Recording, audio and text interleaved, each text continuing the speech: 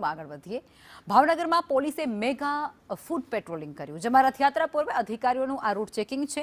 સુરક્ષા માટે પોલીસનો કાફલો પણ ત્યાં એલર્ટ છે.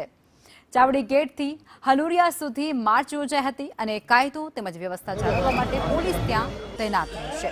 સમગ્ર શહેરમાં ચુસ્ત પોલીસ બંદોબસ્ત પણ ગોઠવી દેવામાં આવ્યો છે.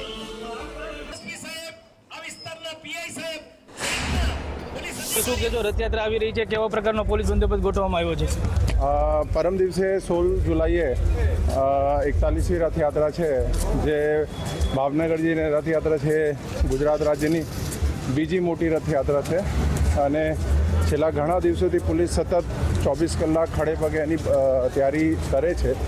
એમાં ઘણા બધા અમે સેન્સિટિવ એરિયામાં કોમ્બિંગ, એક દિવસ તો મેગા કોમ્બિંગ પણ કરી, પછી ફૂટ પેટ્રોલિંગ, ફ્લેગ માર્ચ એવા આયોજન કર્યું છે અને અટકાયતી પગલાં લેવામાં આવેલ છે જેટલા પણ અસામાજિક તત્વો વિરુદ્ધ.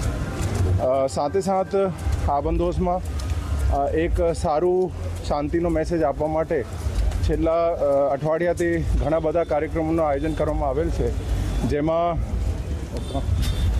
જે છે આપનો એક તો બ્લડ ડોનેશન કેમ્પ, સદભાવના રેલી અને મહેંદી કોમ્પિટિશનનું આયોજન કરવામાં આવેલ હતું. અને આ બંદોબસ્તમાં આ વખતે જે છે 3500થી ઉપર પોલીસ અને અન્ય કર્મચારીઓ જોડાયા છે. મયુર દવે, સંદેશ ન્યૂઝ, ભાવનગર.